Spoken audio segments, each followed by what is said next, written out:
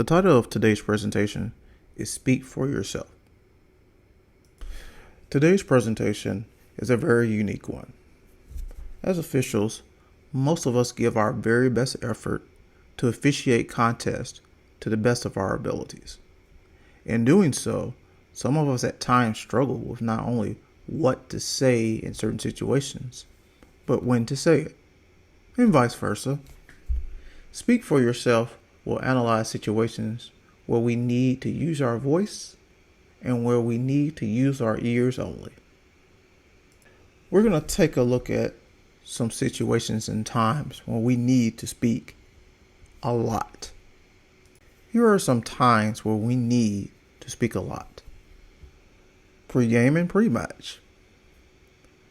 Rules explanation and discussion. Dealing with behavior. Are you okay? Question when we are checking on someone, particular a player or participant in potential distress. When approached with a respectful and legitimate question. To prevent coaches and players from dictating the terms of a dialogue. When we have listened to the question or request initiated respectfully by the coach or player. When reactions and emotions warrant a professional response. When our partners need pertinent information in order to make an accurate ruling and decision. On the flip side, when our partners have pertinent information for us in order to make an accurate ruling and decision. Strong and proper signals should speak volumes to everyone involved in the contest.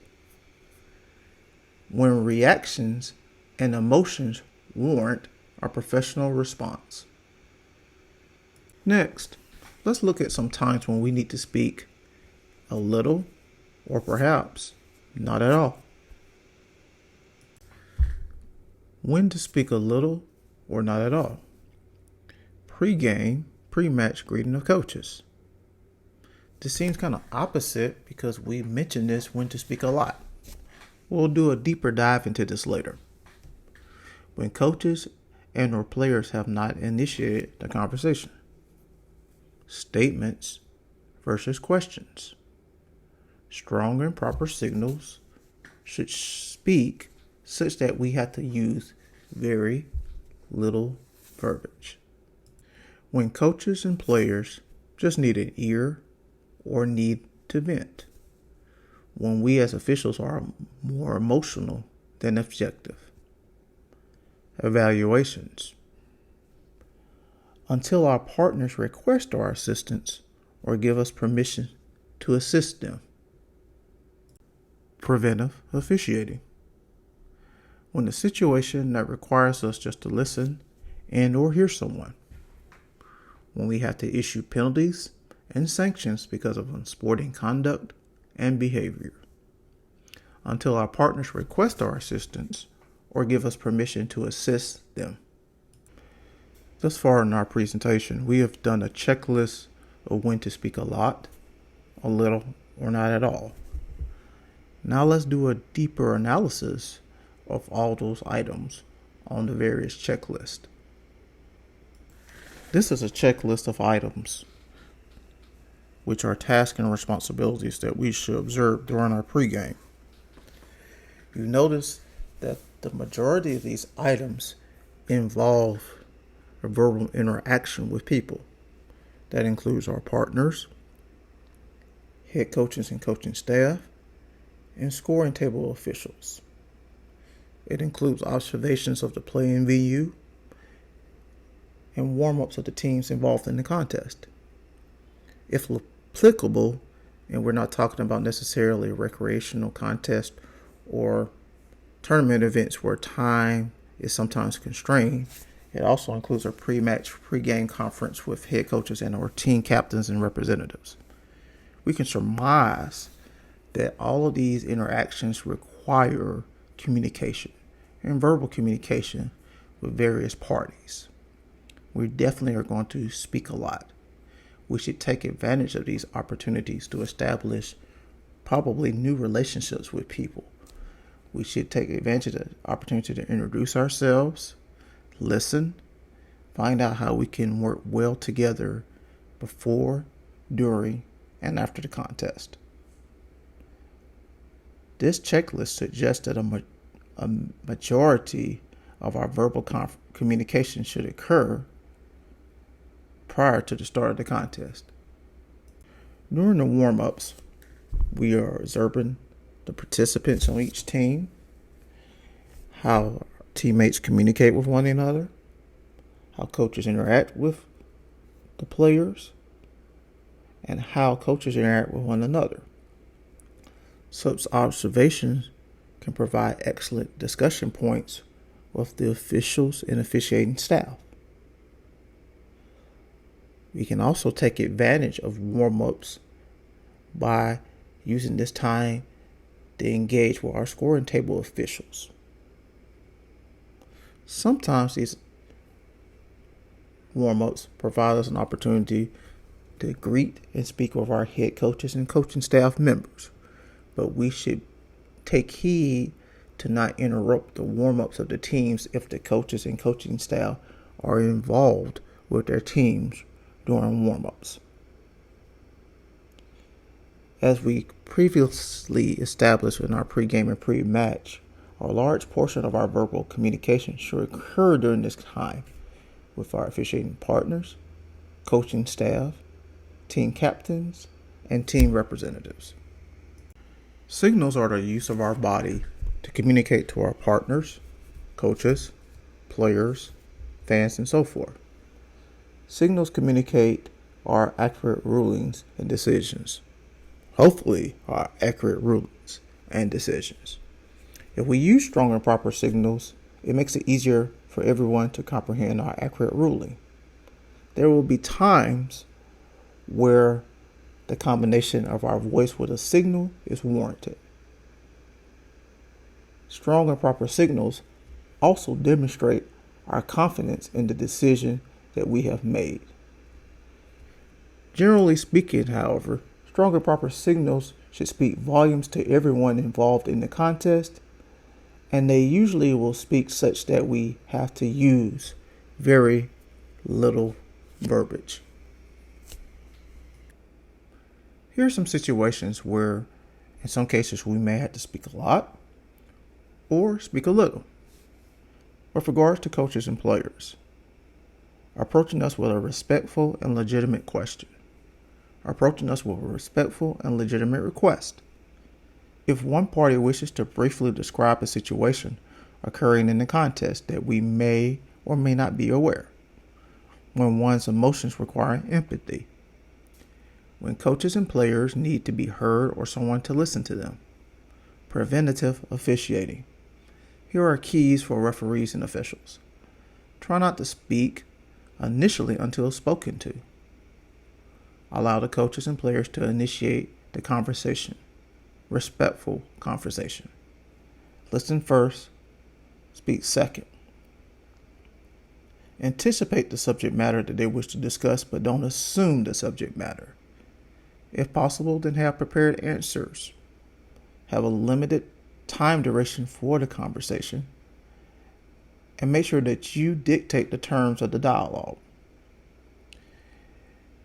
Listening first, speak second, because you don't know what the coach or player may wish to discuss with you. You can anticipate it may be the ruling or decision you just made. It may be the ruling or decision your partner just made. But they may wish to talk about a play that happened several minutes prior. Or they may just want to bring something to your attention.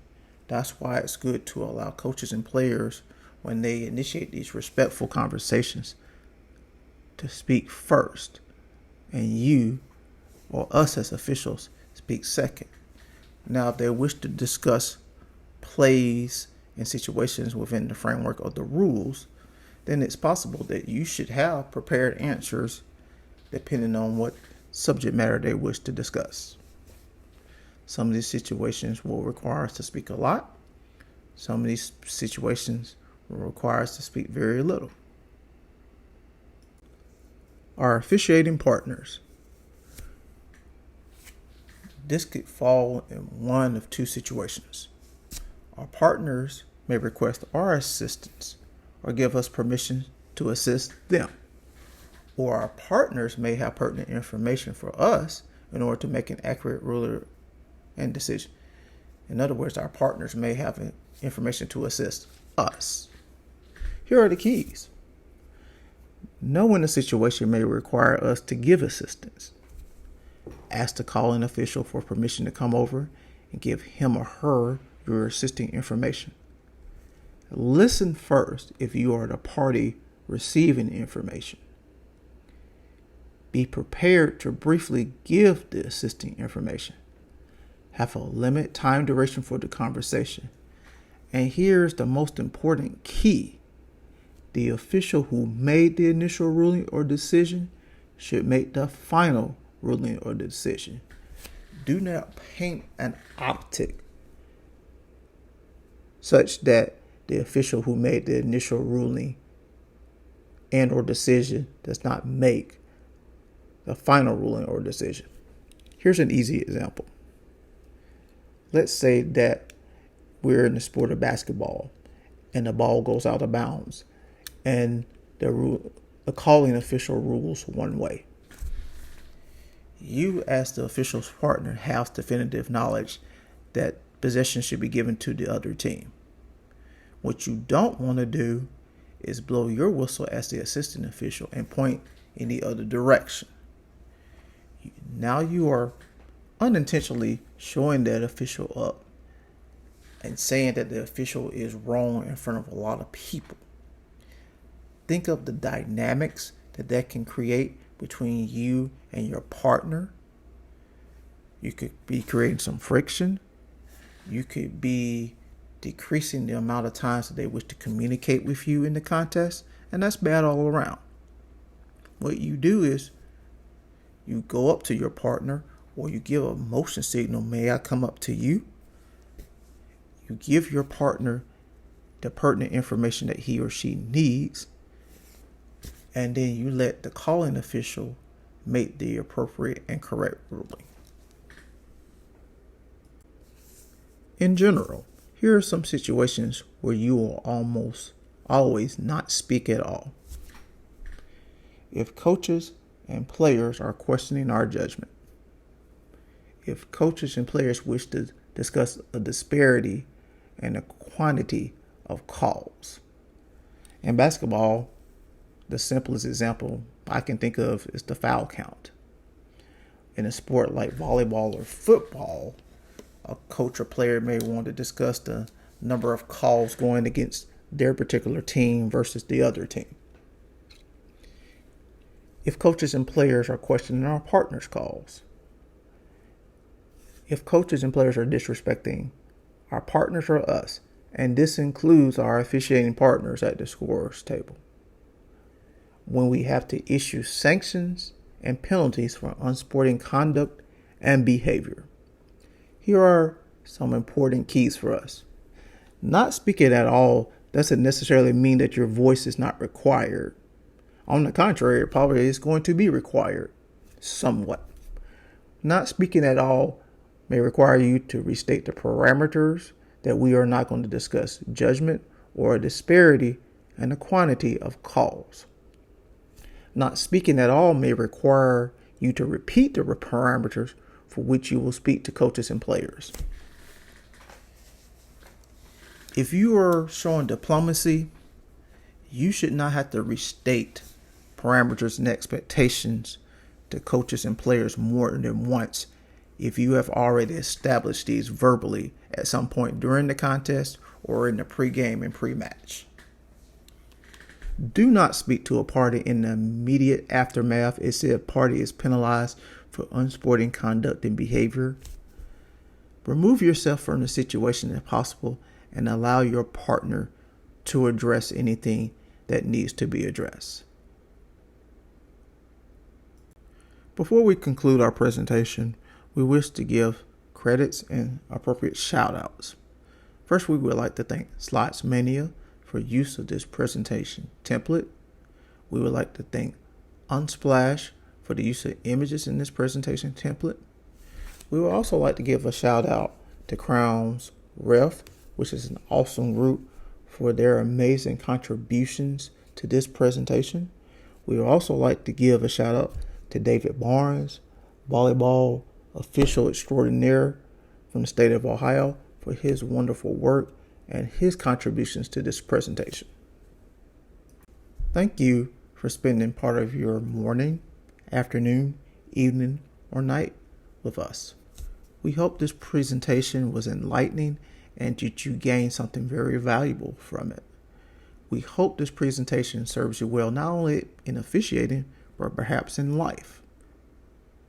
Once again, thank you. Have a great day, week, year, contest, and season.